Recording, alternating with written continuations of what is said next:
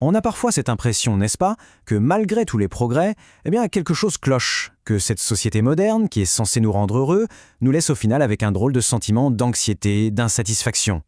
C'est pile la question que Sigmund Freud explore dans son œuvre, assez révolutionnaire pour l'époque, en 1929, Le malaise dans la civilisation. Et c'est ce qu'on va décortiquer ensemble aujourd'hui. Alors pour essayer de comprendre ce fameux malaise, Freud y revient vraiment à la base. Il commence par poser la question, une des plus fondamentales et, il faut le dire, des plus intimidantes qui soit. Au fond, quel est le but de la vie humaine ? Et sa réponse, franchement, au premier abord, elle a l'air presque banale. Pour lui, le but de la vie, c'est tout simplement la quête du bonheur. Il appelle ça le programme du principe de plaisir. C'est quoi ? C'est ce désir qu'on a tous, un désir inné, puissant, de rechercher le plaisir et bien sûr d'éviter la souffrance à tout prix. C'est vraiment là que le cœur du mystère commence. Parce que si on est tous, en quelque sorte, programmés pour chercher le bonheur, alors pourquoi est-ce que c'est si compliqué ? Pourquoi est-ce que ça semble si difficile à atteindre ? Et pourquoi, au final, tant de gens se sentent-ils si malheureux ? Ok, alors regardons ça de plus près, ce fameux programme du bonheur. Comme on l'a dit, Freud l'appelle le principe de plaisir. C'est vraiment la force motrice fondamentale de notre psyché, un instinct primaire qui nous pousse sans arrêt à chercher ce qui est agréable et à fuir tout ce qui est douloureux ou inconfortable. C'est notre boussole de base, en quelque sorte. Mais voilà le hic.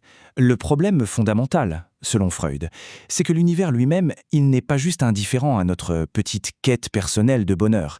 Non, pour Freud, il y est carrément hostile.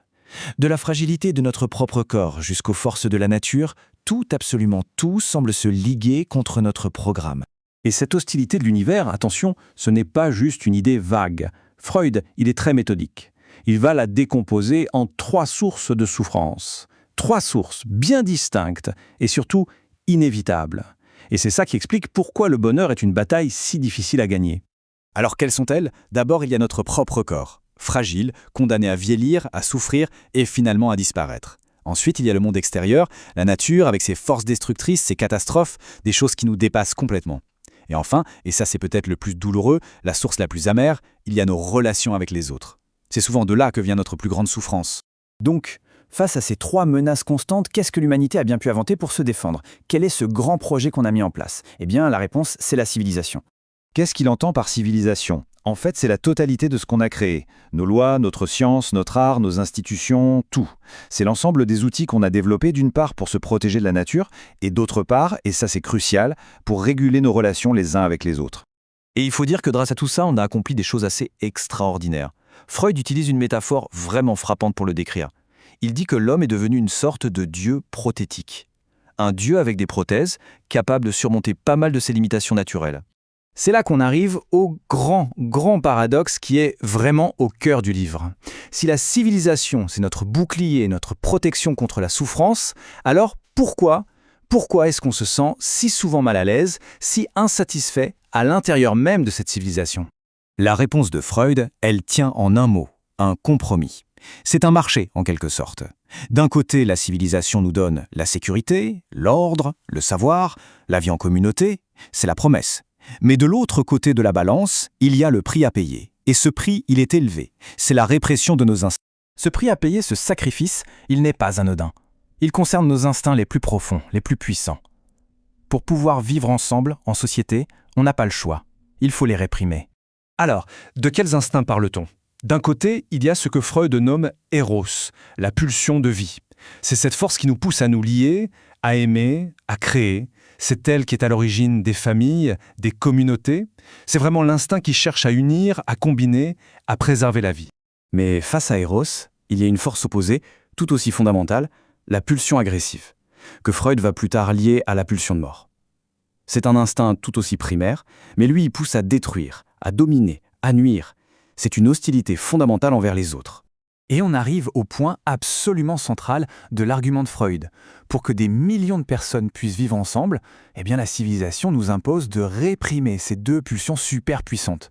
On ne peut tout simplement pas agir sur nos désirs sexuels ou agressifs comme bon nous semble. Ce n'est pas possible. Tout ça est parfaitement résumé par cette vieille phrase latine « homo homini lupus ». L'homme est un loup pour l'homme.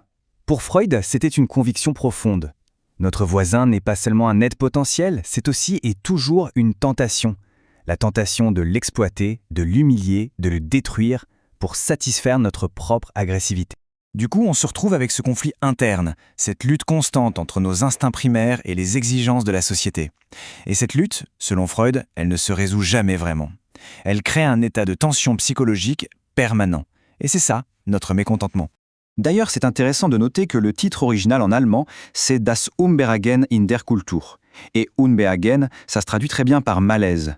Le mot français, malaise, capture parfaitement cette sensation diffuse de gêne, d'anxiété, ce mécontentement qui colle à la peau et qui, pour Freud, est littéralement le prix à payer pour être civilisé. Et les conséquences de cette répression permanente, elles sont profondes. Notre agressivité, par exemple, puisqu'on ne peut pas la diriger vers les autres, elle se retourne contre nous. Ça crée ce qu'on appelle la culpabilité. Notre capacité à être heureux, eh bien, elle s'en trouve forcément diminuée. Et la société elle-même est dans une lutte constante, toujours menacée par les pulsions destructrices de ses propres membres. Et il y a un point qui est vraiment crucial à comprendre. Pour Freud, cette tension, ce n'est pas un bug du système, ce n'est pas un défaut de la civilisation qu'on pourrait corriger avec une bonne réforme. Non, c'est la condition fondamentale, permanente, inévitable de l'être humain civilisé. C'est comme ça, et on ne peut pas y échapper. Ce qui nous amène à la question finale. Une question profonde et un peu troublante que le livre de Freud nous force à regarder en face. Si ce malaise permanent est le prix à payer pour la civilisation, est-ce que le jeu en vaut la chandelle ?